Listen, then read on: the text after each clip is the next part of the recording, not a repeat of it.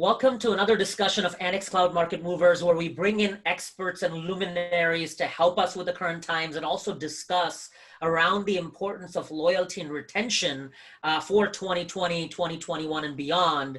Today, I'm extremely excited to welcome Rak Singh. Rak is the VP of Growth and Optimization at an experiential e-commerce agency named Smith. I'm very, very excited to have you here, Rak. Welcome. Yeah, thank you, Al. I'm looking forward to the conversation for sure. Wonderful. Great. Rak, we've been discussing sort of the importance of retention in the upcoming times. We've all been through a pretty interesting time over the last 5 to 6 months as we're battling work from home, as we're battling this pandemic. And what's come to par that's very, very important is the importance of going digital. So digital acceleration is a key term. And within that, sort of making sure you go direct to commerce, use e-commerce as your engine to drive growth is become very important as well. So I'm sure you guys are very, very busy. But at the same time, retention and loyalty has sort of had a renewed resurgence around the importance of keeping your customers happy as sort of the economic times change. So I wanted to sort of have that discussion with you and what you're seeing as you discuss with your prospects and customers around this topic. I guess the first one around, customer retention as a whole, what are sort of some of the strategies that you are discussing with, your customers and prospects around customer retention in terms of A, what tactics to do, B, how does that sort of become part of the global sort of CX process as they're rethinking commerce and rethinking CX? Sure. I mean, as you said, it's a very interesting time right now in the market with a lot of disruption going on, especially with COVID. With a lot of the clients that we're working with, their first and primary objective is kind of cash flow, especially in bringing their market back to stability. So a lot of the focus is on my 30, 60, 90 days. How do I make sure as a business I stay viable and how do I drive my cash flow? And then with that, obviously, comes the focus on how do I actually keep my customers that I already have. So beyond looking at customer acquisition, very much the focus is on, okay, I have built this customer base. How do I keep them whole, right? Which obviously, from a loyalty perspective, really drives two focus areas. One focus area is retention. The other focus area is customer engagement, which is why I think, as you said, customer retention has had a renewed focus. For the most part, I guess a few years ago, really was driven by customer acquisition. How do I go and get a new customer? And the focus wasn't so much on how do I retain it, but if you look at the business stats, businesses usually year over year lose about 10 to 15% of their customers through this customer churn. That's one aspect. Second aspect is just from the ability to convert a sale. You're likely to convert a sale with an existing customer at least 2 to 3 times more than for a net new customer. So obviously in this given market, it makes a lot of sense. It's prudent to focus on the customer retention strategy, right? And I think from the clients we work with, there are really two main buckets. There's the B2B bucket and then there's the B2C bucket. I think from that B2C bucket is pretty well established and well known. There are very different kind of loyalty programs out there. The points programs, the tier programs, the VIP programs, right? So I think that's well established. A lot of times when we talk to our B2B clients, they ask us is, what does loyalty mean to me in the B2B world? And have always had this very interesting conversation with the clients, which let's remove digital from the equation for a minute. If you look at traditional B2B businesses, they're very much relationship and loyalty based. Oftentimes, the relationship between the buyer and seller has been a long-standing relationship. They may live in the same communities, kids may be going to the same school. So the concept of loyalty actually isn't new in the B2B world. The challenge is how do you actually replicate a human-to-human relationship in the digital world, and what does that mean from a loyalty perspective, right? So when we talk to our clients, we always, especially B2B, where your clients are really a captive audience, you know them really well. And because you know them really well, you can actually look at a very personalized strategy in terms of how do you drive retention. If you know your customer value, your customer lifetime value, you can then say, okay, my top tier, highest revenue generating customers, from a how do I retain them perspective is how do I make sure I'm continuing to provide the right value for them? How do I partner with them? But also how do I reward them for that loyalty, right? So for highest revenue generating customers, you can take a look at maybe a referral program where you can say, help me go out there and grow my business.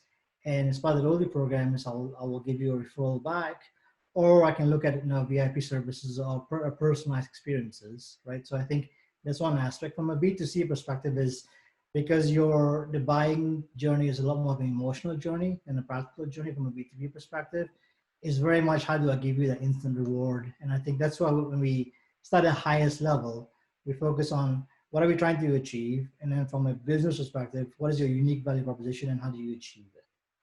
That's great. And I think you touched on so many different points that I want to dive deeper into so we can kind of dissect it for our audiences. But let's start with broadly customer loyalty programs itself. If it's a company, whether B2B or B2C, that is embarking on this journey, there are two parts of this, the two major questions that they need to answer. The first one is around ROI and say, how are we going to generate and make this a monetarily impactful tactic for us, because to me, customer retention is the goal. Customer loyalty programs is the tactic to get to that goal potentially, and so in this sort of paradigm, how do I look at ROI and how do I measure that ROI? That's one, and then the second part of it is, how do I manage sort of change within my organization to make this happen? I mean, what do I need to do to execute a great loyalty program?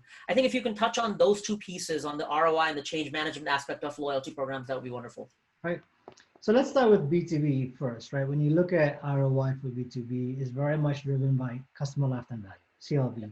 The longer I can retain my customer and if I can influence my customer to purchase more, the more profitable the customer will be. So there's a very direct and simple correlation between a customer retention program for B2B and also the ROI.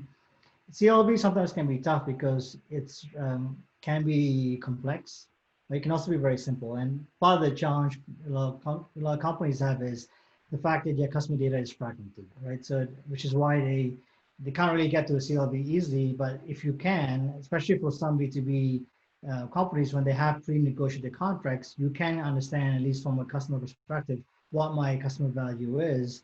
How do I then drive the ROI for that particular customer? And what I always tell my clients is start with where you are, start with what you know, right? So which is why I think when you look at B2B loyalty, sometimes it freezes people because they think it's a very long, complicated journey and they have to do so many things up front, whereas it isn't the case. So for some of the clients that we've worked with, we've looked at different programs. We've looked at a referral program.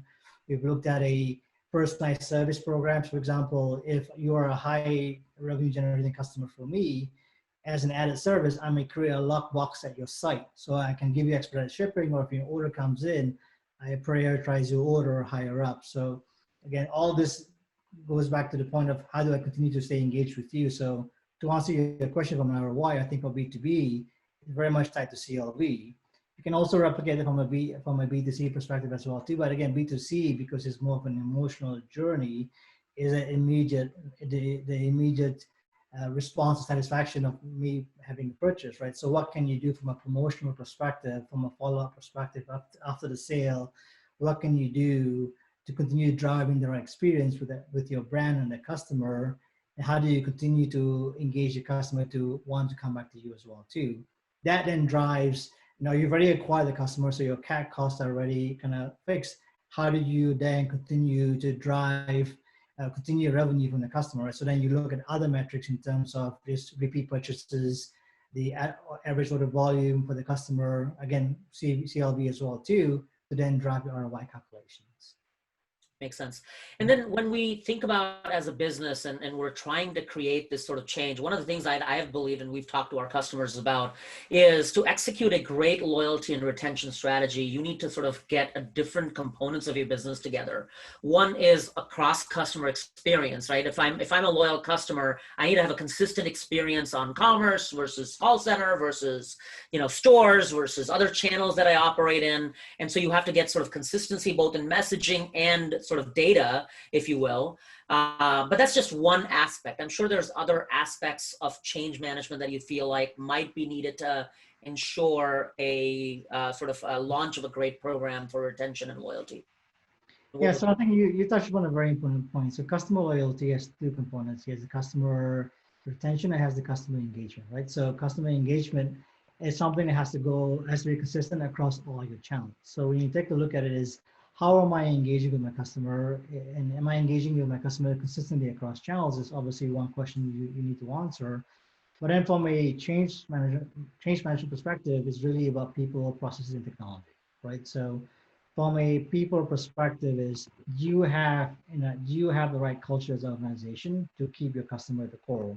And are you serving your customer the right way? Whether it be your front end sales folks, your back office folks, your call center folks, right? You all really have to pivot around how do I serve the needs of my customer? What culture and skill sets do I need to have?